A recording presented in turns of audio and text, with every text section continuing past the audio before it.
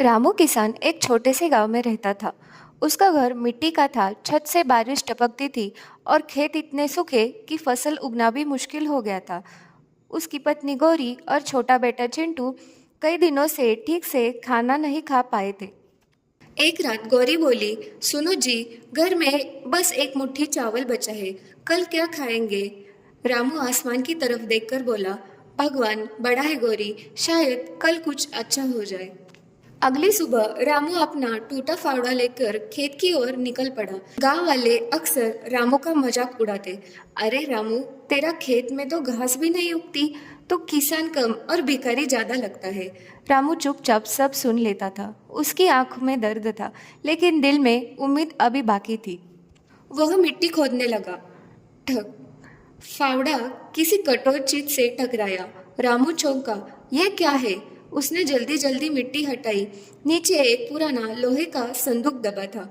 रा, रामू की धड़कन तेज हो गई। हे भगवान, कहीं इसमें? उसने कांपते हाथों से संदूक खोला। जैसे ही ढक्कन खुला, अंदर चमचमाते सोने के सिक्के और पुराने गहने दिखाई दिए। रामू की आंखें फटी रह गई। सोना? इतना सारा धन? उसकी आंखों से खुशी के आंसू निकल पड़े। वह भागते हुए घर पहुंचा। गोरी गोरी, देख क्या मिला। गोरी ने संदूक देखा तो उसके होश उड़ गए। अरे बाप रे, इतना धन! छोटा चिंटू खुशी से उछल पड़ा। अब हम रोज मिठाई खाएंगे। रामू हंस पड़ा। हाँ बेटा, अब तेरे सारे सपने पूरे होंगे। लेकिन गांव में खुशियां ज्यादा देर छुपी नहीं रहती। धीरे धीरे पूरे गांव में खबर फैल गई कि रामू को खेत में खजाना मिला। गांव का लालची जमींदार ठाकुर प्रताप सिंह यह सुनकर गुस्से से तिलमिला उठा।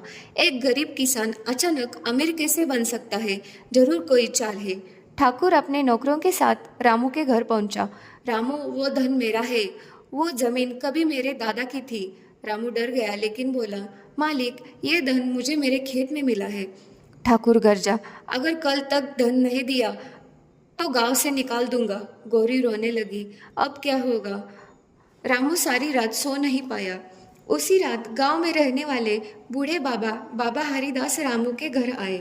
उन्होंने कहा, बेटा, ये धन भगवान ने तुम्हारी मेहनत देखकर दिया है। डरना मत, सच हमेशा जीतता है। अगले दिन पंचायत बैठी। पूरा गांव इकट्ठा था। ठाकुर जोर से बोला, ये मेरा धन है। तभी बाबा हरिदास बोले, अगर जमीन तुम्हारी थी तो सालों तक तुमने उसे बंजर क्यों छोड़ा? मेहनत रामू की है तो धन भी उसी का ही होना चाहिए।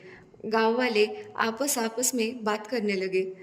सही तो कह रहे हैं बाबा, रामू ने कितनी मेहनत की है। धीरे धीरे पूरा गांव रामू के पक्ष में हो गया। ठाकुर गुस्से में वहां से चला गया। उसी दिन पहली बार रामू ने खुद को कमजोर नहीं, मजबूत महसूस किया। लेकिन कहानी यही खत्म नहीं हुई। कुछ दिनों बाद रात में चोरों को खबर लग गई कि रामू के घर में सोना है। आधी रात खिड़की से आवाज आई। 3 चोर घर में घुस आए। एक चोर फुसफुसाया, जल्दी संदूक उठाओ। तभी चिंटू की आंख खुल गई। बाबा चोर, बाबा चोर! रामू तुरंत जग गया। उसने लकड़ी उठाई और चोरों से भिड़ गया। गौरी भी चिल्लाने लगी, बचाओ बचाओ! गांव वाले दौड़ते हुए आए। चोर भाग गए, लेकिन जाते जाते संदूक का एक हिस्सा गिर गया। रामू ने संदूक को फिर ध्यान से देखा। अंदर एक पुराना नक्शा छिपा था।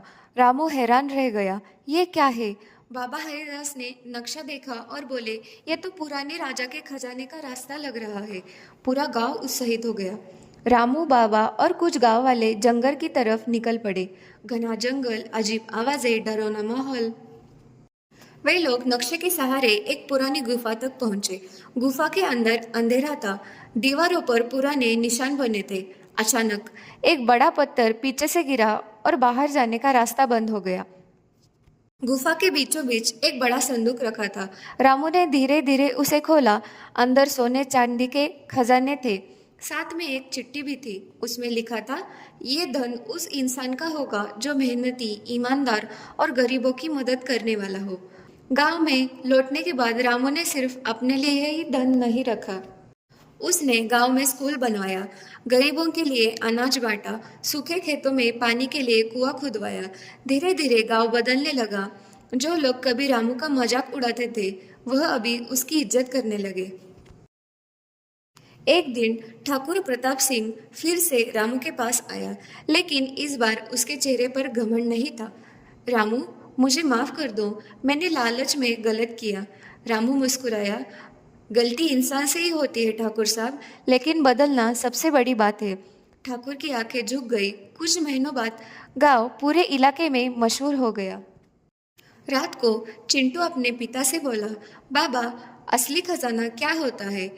रामू ने बेटे के सिर पर हाथ फेरते हुए कहा, मेहनत, ईमानदारी और दूसरों की मदद, यही दुनिया का सबसे बड़ा धन है। और फिर पूरे गांव में खुशियां फैल गई।